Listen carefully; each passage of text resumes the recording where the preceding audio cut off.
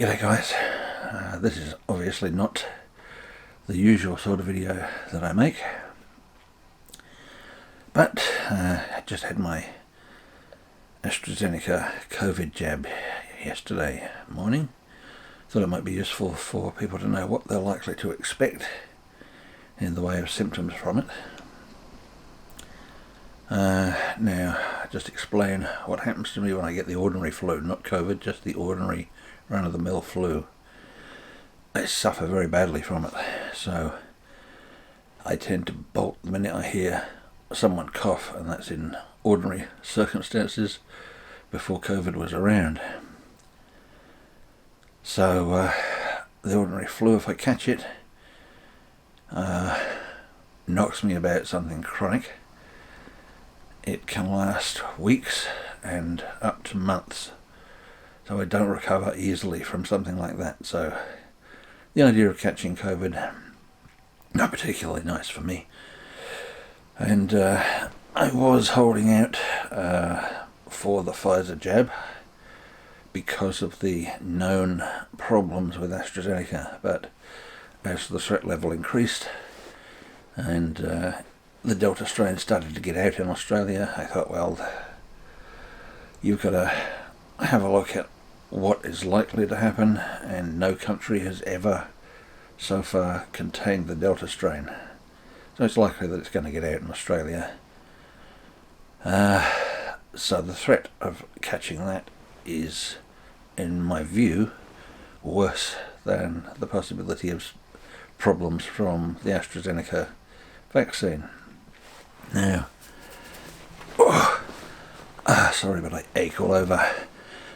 Now, the symptoms started to onset last night, about around about midnight-ish, I suppose. So, what's that?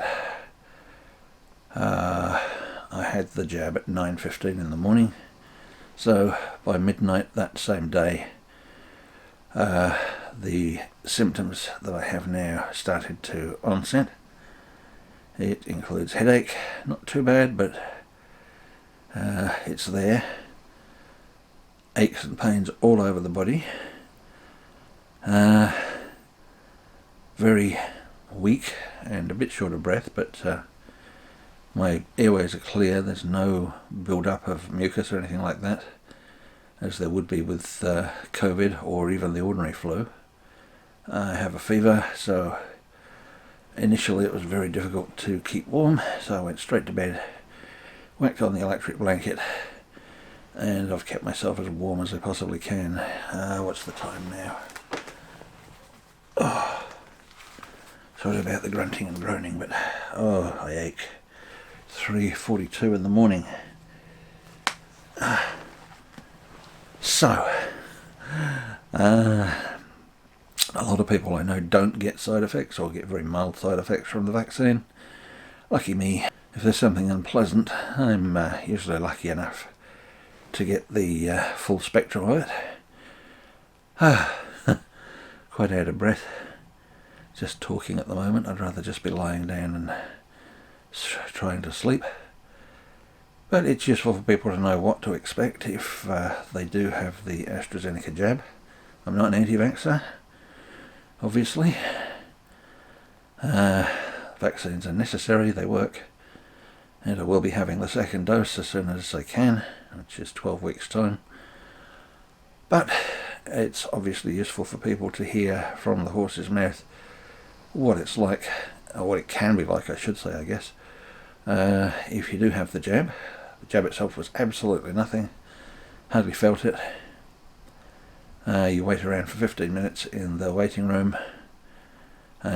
Presumably they want to see if there's any immediate unpleasant side effects, and you toddle off, and for the rest of the day you're pretty well normal.